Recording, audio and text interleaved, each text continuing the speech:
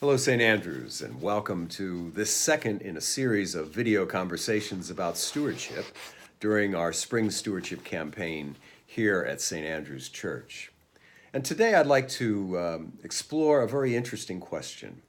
It's a question that maybe some of you have had, and that is, why did Jesus spend so much time and so much attention to issues of wealth and money and material possessions? And if you read the four New Testament Gospels, and of course 99.9% of what we know about Jesus, about his life and his ministry, and about the focus of his preaching and teaching, is contained in the four New Testament Gospels. But if you read the Gospels carefully, you will discover that Jesus' number one priority in his preaching and teaching ministry was the kingdom of God, the inbreaking, the coming into the world of God's kingdom. But a close second was issues related to a person's relationship to their money and their wealth and their material possessions. So it's obvious that Jesus felt that money and material possessions were not neutral subjects, that they had great spiritual significance, and that a person's relationship to their wealth provides a kind of window into the soul and has a lot to say about that person's relationship with God. So Jesus' two concerns as far as wealth and money and material possessions. First was his concern about the enormous power that these things have to distract us and to deceive us as disciples and followers of Jesus. But I think his primary concern with wealth and money and material possessions is that they might become idols for us. Now, an idol is defined as someone or something that is the object of our worship. And of course, the first commandment prohibits us from worshiping anything, person or thing, other than the one true God, the God of the Bible, the God of the Christian vision. So Jesus was concerned that his disciples might unwittingly slip into the practice of idolatry and might actually begin to worship money and wealth and material possessions rather than the one true living God. So if you look at the four New Testament Gospels, I think you'll discover that there are basically four warnings, four serious warnings that Jesus issues to us regarding our relationship with wealth and money and material possessions. The first warning is, don't be deceived into thinking that your wealth can secure your future. And if you look at the parable of the rich fool, which is found in the 12th chapter of the Gospel of Luke, this is a very disturbing parable. You know the story. It's a story about a farmer who experiences an abundant harvest. And his greatest problem is what to do with this abundant harvest, or where to store it. Should he tear down his barns and build larger ones? And then he really believes, he's deceived into thinking that this abundant harvest will secure his future.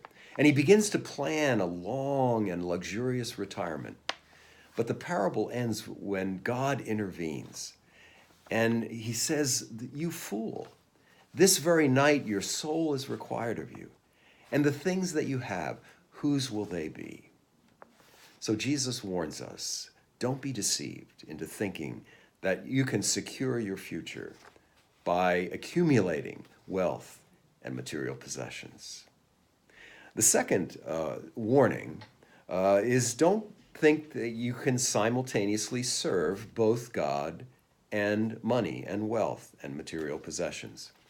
And in Matthew chapter 6, which is at the heart of Matthew's version of Jesus' Sermon on the Mount, in verse 24, Jesus says, "No one can serve two masters, for a slave will either hate the one and love the other, or be devoted to the one and despise the other. You cannot simultaneously serve both God and wealth."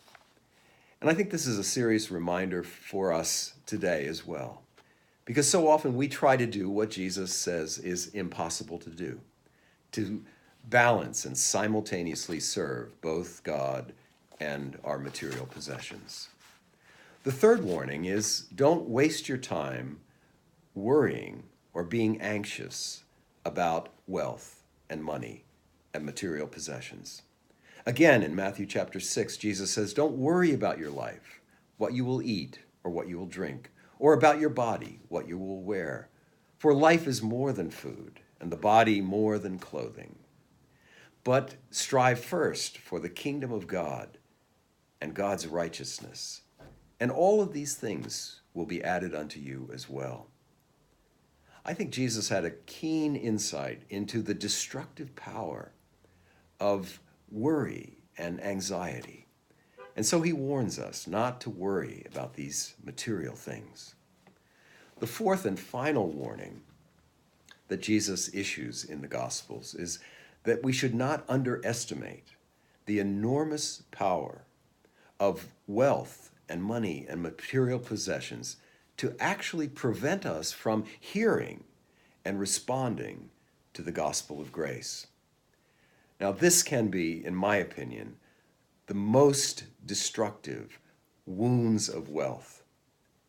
In Jesus' parable of the sower, found in Matthew chapter 13, Jesus has this to say about seed sown among thorns. "So as for what it was sown among the thorns, this is the person or persons who hears the word, but the cares of the world and the lure of wealth choke the word, and it yields nothing, nothing at all." The power, the destructive power to distract us and to prevent us from actually hearing and responding to the message of the gospel of grace.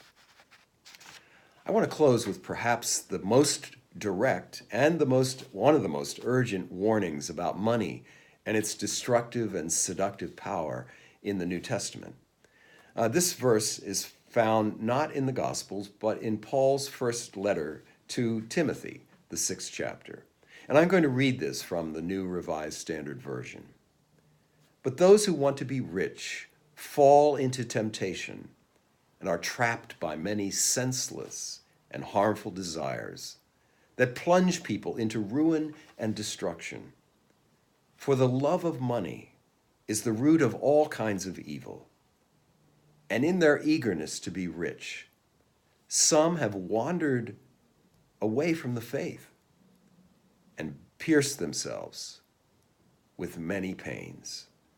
Some have wandered away from the faith and pierced themselves with many pains.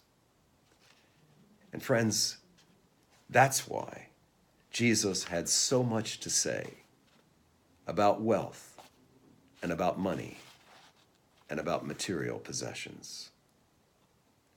God bless you.